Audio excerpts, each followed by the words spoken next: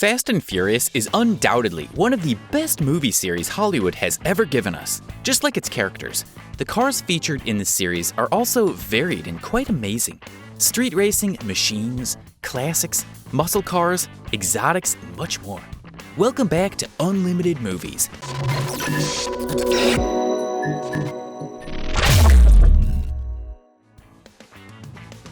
In today's video, we'll be revealing our hand-picked list of the 10 best Fast and Furious supercars.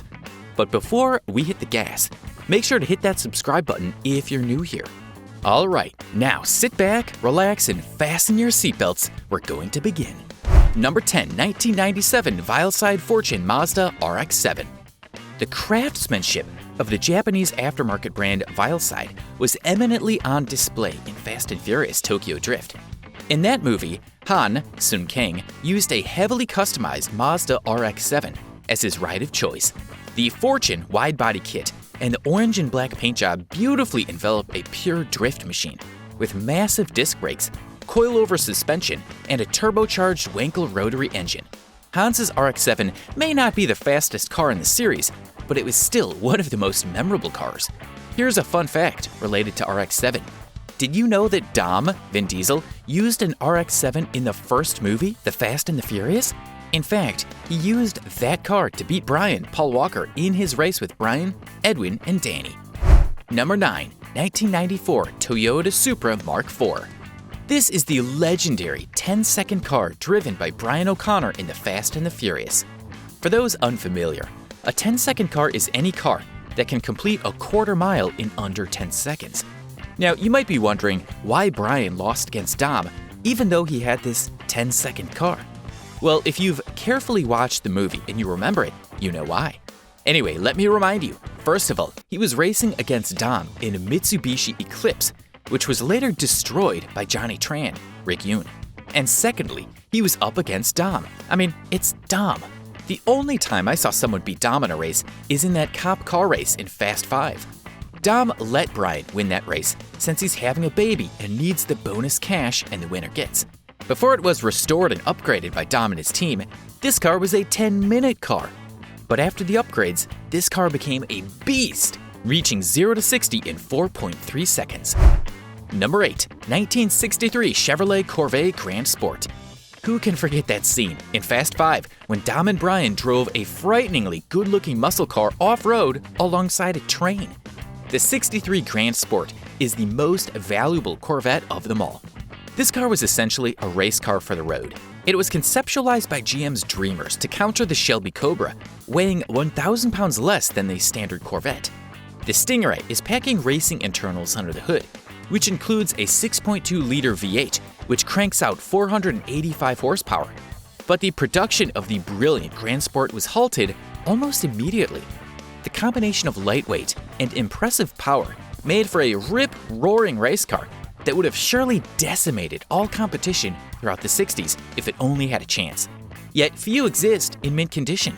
The average price of a Stingray could easily exceed 6 figures. A real Stingray was used in the movie. It had a built 502 big block engine, 4-speed transmission, clean interior, and near-perfect everything else. It was designated a first unit production or hero car, meaning only actors can sit in it. It never goes through stunts. We built and wrecked 10 matching replicas for about $40,000 each, consisting of Mongoose kits over C4 Vet chassis and 400 horsepower crate engines, Dennis explains, a comparatively small price to pay for having Dom Toretto jump out of a train and eventually over a cliff on film. 2 were built with rear-mounted, air-cooled VW engines for even less, he explains. Those were used for the jump scenes. We successfully jumped one over 50 feet, about 8 feet off the ground. Number 7, 2012 Nissan GT-R R35. The Nissan Skyline of the late 90s was one of the best-looking cars ever. It was also supremely capable, repeatedly beating more expensive exotics on the track. The Fast and the Furious franchise has featured many Skylines in its films. There are plenty of Skylines in the Fast and Furious series, but we picked out the best Nissan for you. The Nissan GT-R R35. This car was Brian O'Connor's ride of choice in Furious 7. While certainly not as pretty as its predecessors, the GT-R is a hand-built AWD supercar that uses a twin-turbocharged V6 engine to help get it to 60 miles per hour in just 3.2 seconds. It can attain a top speed of 195 miles per hour. Brian's 2012 Nissan GT-R R35 is the only car from Furious 7 that was not destroyed following the filming. Number 6. 2011 Lexus LFA.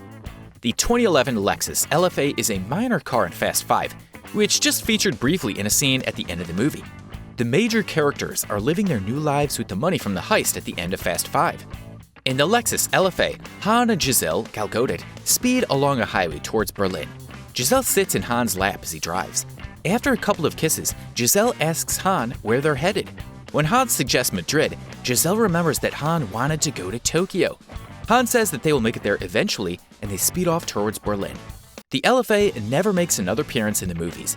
We usually imagine a Lexus as a soft, quiet, profoundly comfortable luxury car built under Toyota's auspices. Therefore, it is reliable yet somewhat boring.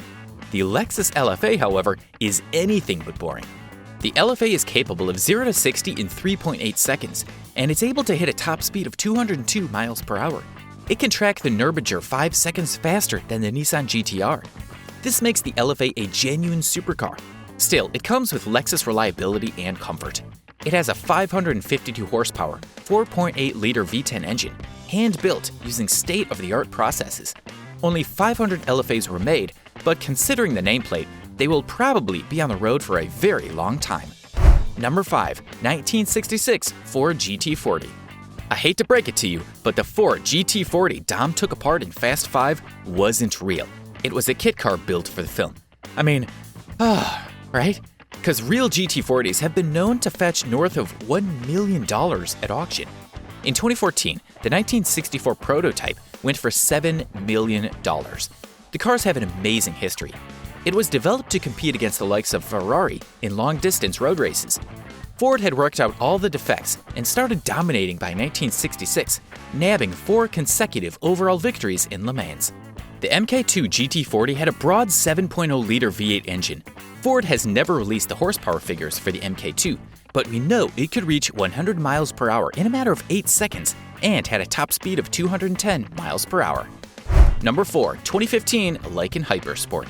Perhaps the most infamous moment in all of the Fast and Furious came during Furious 7, when Dom and Brian launch a supercar out the window of a skyscraper, through a second one, a third one, and then Brian and Dom narrowly jump out of the car before it crashes on the ground. The car used in that scene was a 2015 Lykan Hypersport, a $3.4 million angular piece of art made by the UAE-based W Motors. Each of its headlights features 220 diamonds, or can be customized with any other gems desired. The car also has holographic controls, a 780 horsepower twin-turbocharged 6-cylinder engine, and an interior replete with carbon fiber and gold stitching. The Hypersport can do 0 to 60 in a mere 3 seconds and achieve 240 miles per hour. Number 3. 2010 Koenigsegg CCXR Edition. In 2005, Swedish hypercar company Koenigsegg started manufacturing the Targa-Top CCX. Only 30 have been made. But after a while, they found that 795 horsepower wasn't cutting it, so they developed the 1004 horsepower CCXR. Only 9 of those were made. Never the ones to rest, the Swedes again put on their thinking caps and came up with the even faster CCXR Edition. The remapped twin-supercharged 4.8-liter V8 engine helped the convertible run 0 to 60 in 2.9 seconds and reach speeds in excess of 250 miles per hour.